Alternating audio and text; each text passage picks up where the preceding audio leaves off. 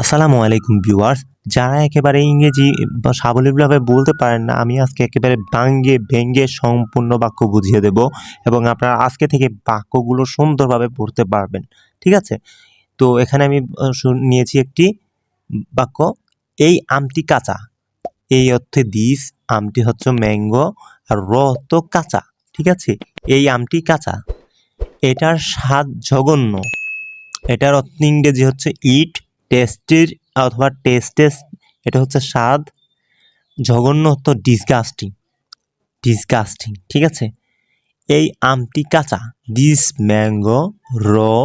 এই আমটি কাঁচা, দিস অর্থ এই, আমটি অর্থ ম্যাঙ্গো, র অর্থ কাঁচা। দিস ম্যাঙ্গো র, এই আমটি কাঁচা। ঠিক আছে? আশা করি বুঝাতে পেরেছি।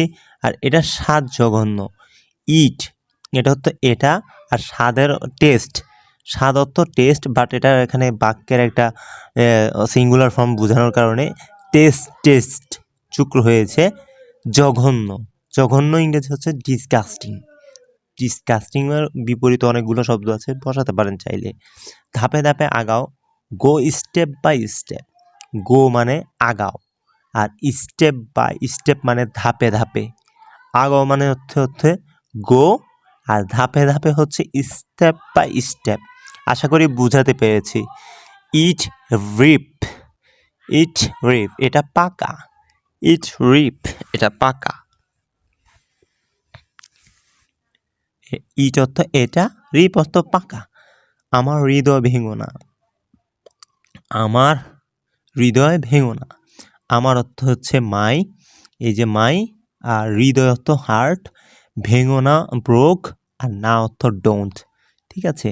ডোন্ট অর্থ না, আর ব্রোক অর্থ ভেঙো না। ঠিক আছে?